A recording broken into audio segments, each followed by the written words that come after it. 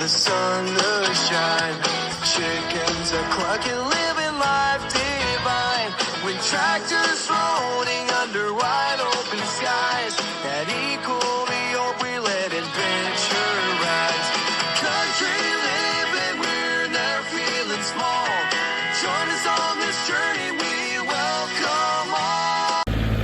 Hey, welcome back everybody. It is a beautiful warm day and we're taking advantage of this weather. We're going to get some chores done today. Right now we'll start off with brush hogging the garden spot. That way we're going to run the tiller through it. It won't get all clogged up so bad. And in between this and running a tiller, we're going to move the chicken tractor, get it out of the way because, well, it's easier to hook up the drawbar when you're in between implements anyway. So just a good time to do that. So just enjoy this weather, enjoy this video because, again, nothing like springtime chores.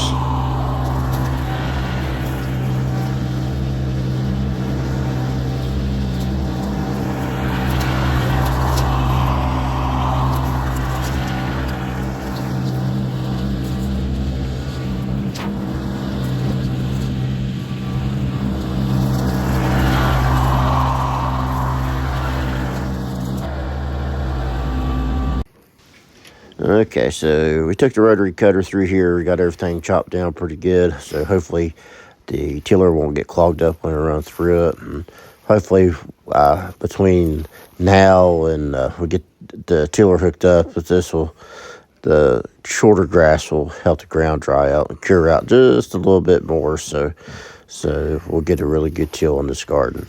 We'll find out.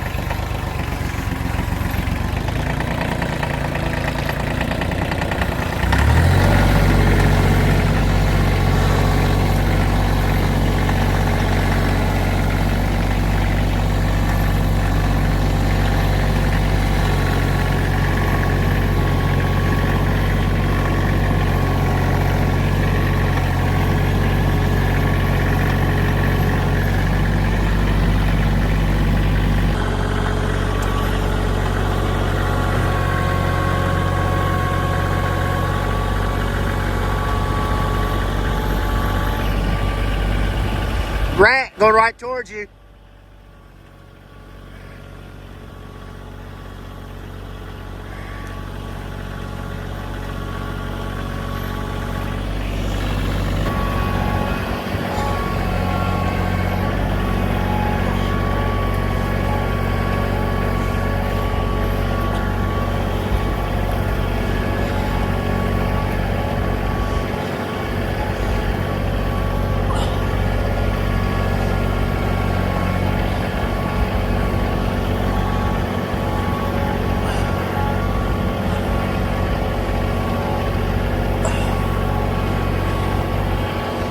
Tell me when.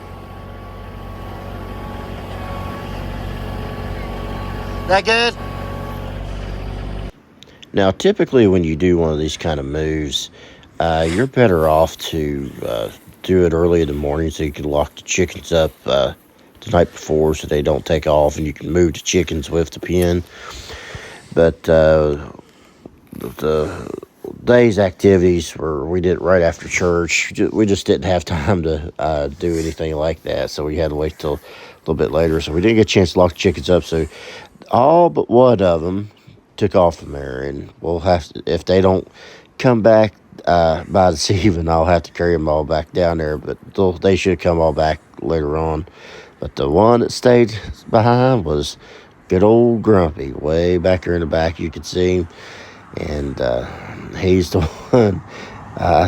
my wife said she thinks he was just too lazy to go with the rest of the chickens. He wanted to stay pretty close to the house there, so his house. But anyway, that's about the size of it. But that electric poultry fence, it does pretty good. One of the reasons why we mow this like this is just to keep it from shorting out. This is where we moved it from. You can see there's still a bunch of little corn stuff left around. Deer and stuff will pick that up and clean it up pretty good. But anyway, that's why we moved it. Look, all that mud and stuff. It needed moved. It's, a lot of that was just from the rain and stuff. It wasn't from the chicken so much. It was wet when we put it there. But it's in a lot better spot now. Okay, guys, so I ran into a little issue here when I was hooking up my tiller. And I know I should be using my microphones, but I'm not. But the thing about it is the PTO shaft will not fit the tractor. And that was part of the deal I set up with the dealer, was that the PTO shaft would already be sized for the tractor. And I already took it back out partly, but we need to do a little measurement here because I guess I'm going to have to fix this, which I already left a message for my salesman, but I'll let y'all know in the future how that comes out. But this definitely wasn't handled properly. But if you go back from the slip clutch, and you're supposed to go to the insert right there where it locks, well, that slips out some. It's hard to do holding your phone and trying to measure at the same time. But roughly, we are looking at, let me do something else here. Okay, that should make it a little easier to film, but ideally, go from the end of that slip clutch back to that little crease where it locks in at. Be looking at, I'm still having trouble here, guys. Okay, so we're looking at, is that 29 inches, roughly? Yeah. Yeah, right at 29 inches. So I'm going to unhook the tiller and pull up, and we'll see how long it actually is here.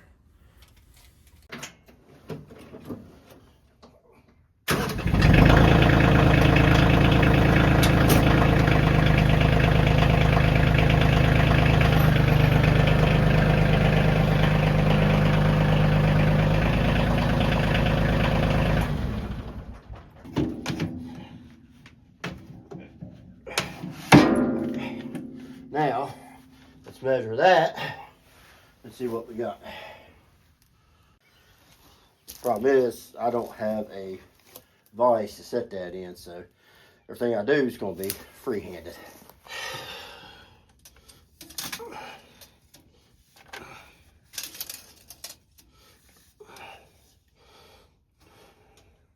Well, yeah, it's long.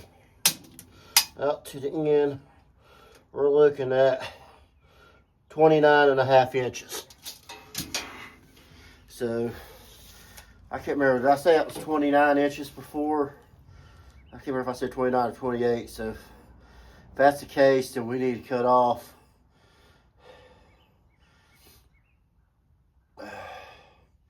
2 inches to make it that way, so might as well say 4 inches. So you need to cut 4 inches off each side to make that work.